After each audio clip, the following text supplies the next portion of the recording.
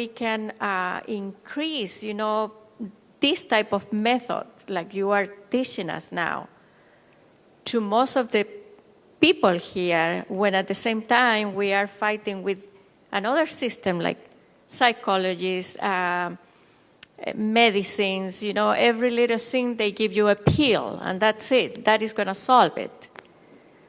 So it's like a big contradiction in, I don't know how we can get more from method like yours. Now, one thing we need to understand is, if you have to bring about a subjective solution to every problem that you have, popping a pill is an objective solution. It is never really a solution, it manages your problem in some way so that you can continue your life to a reasonable extent at least. But if you're seeking a subjective solution, that means you're looking for an absolute solution. If you're looking for an absolute solution like that, it needs to be approached with a certain sense of dedication and commitment. Dedication is a very scarce material in the world, and especially in the Western world, it's a very scarce material because we have encouraged a certain type of thought, all the time.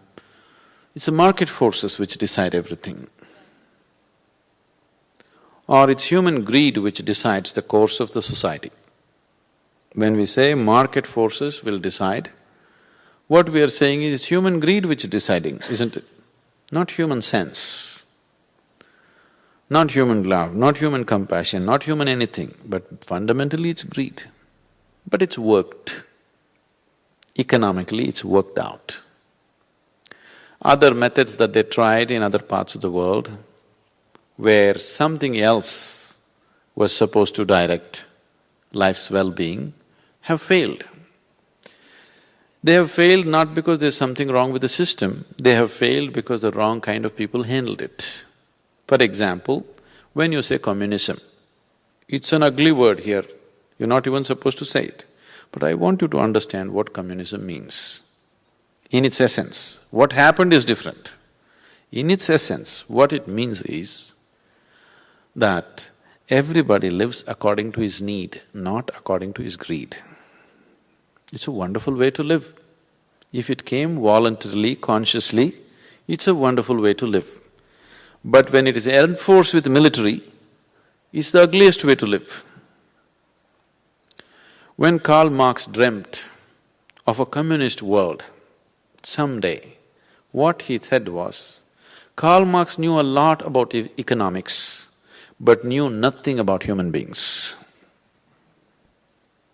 He knew a lot about economics, but he did not understand the human mind. He believed the richest societies in the world will turn communist. They will share what they have with the poorer classes, and the world will be a fantastic place to live. But you always found it is the poorest of the poor societies which always talked about communism. Poor people want to share, rich people don't want to share.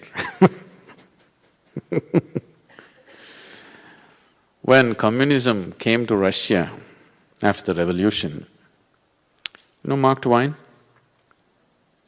Mark Twain was so excited about communism. He said, how wonderful it should be that people are actually willing to share what they have with people who don't have and live on equal basis. That's the ultimate dream, isn't it? So Mark Twain traveled to Russia to witness this, such a rare event in the world. Never before it's happened. So he was walking on a country road, looking around really, looking for communism everywhere, everything shared and lived together. To some extent it was happening. To a large extent it was happening, but it was being compelled, it was being enforced. It was not happening out of people's wanting to share. One country gentleman was walking with two hens under his arms and he was walking. Mark Twain caught up with him and said, "Comrade, is it true that, "Are you a communist?" he asked. He said, "Yes, I am a communist, I am a party member." Is it true that if you had 2 mansions, you would give away 1 mansion to somebody who doesn't have? He said, "Of course, yes, I'm a communist." Is it true if you had 2 horse carriages, you would give away 1 to somebody who doesn't have? He said, "Yes, of course, I am a functionary in the party, I would do it." If you had 2 hens, would you give away 1 hen to somebody? "What the hell, that's all I have." So you're willing to share that which you don't have. This Marx did not understand. Marx really must be a really wonderful man. He believed that people will share and live. He propounded a whole philosophy. But the whole experiment turned out so ugly simply because it was forcefully enforced. And another half of the world was doing everything to see that it doesn't work. That was also there. So now, if you want a subjective solution from within, it needs a dedicated approach. For example, the yoga or even, let's say, the martial arts that came to United States. About 20 years ago, 25 years ago, these things started coming. See, they need enormous discipline. If you want to go into martial arts, if you learn martial arts in India, for example, not the popular ones have become like this only, but the traditional martial arts, they will put you through enormous discipline. You have to dedicate your whole life to it, you have to surrender to the Guru. He will teach you in a certain way that it transforms your life, not just you learn to kick and beat. It's a whole long process. You don't get certificates. You don't get certified this belt, that belt, that belt, You don't get any certificate.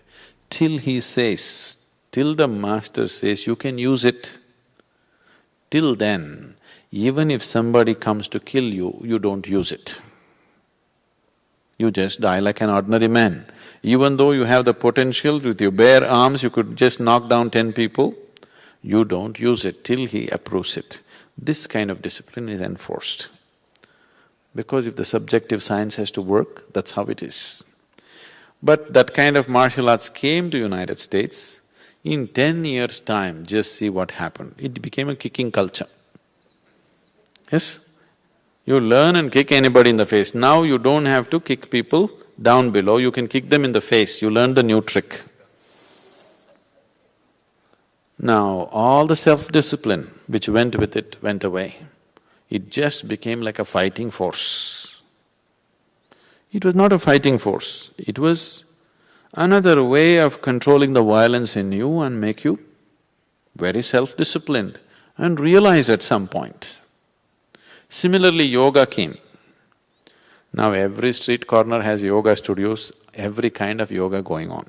I usually don't enter these studios, but it happened that 3 years ago, I was in Paris.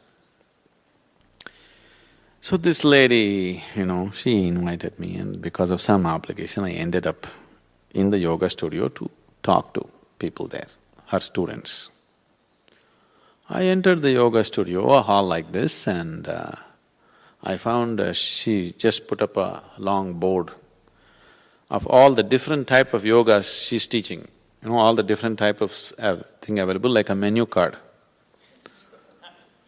20 different types of yogas, mantra yoga, shakti yoga, shabda yoga, this yoga, that yoga. I just looked at this and I said, "Where did you get all this?" She said, 3 months I was in India. I said, "I was born there." In 3 months' time, you picked up 20 different types of yogas? Any one of them, if you have to master them, it will take lifetimes. 20 different yogas she's offering in 3 months of visiting India as a tourist.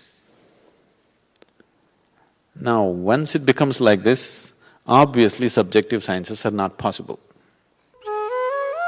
For more on Sadhguru, visit www.ishafoundation.org.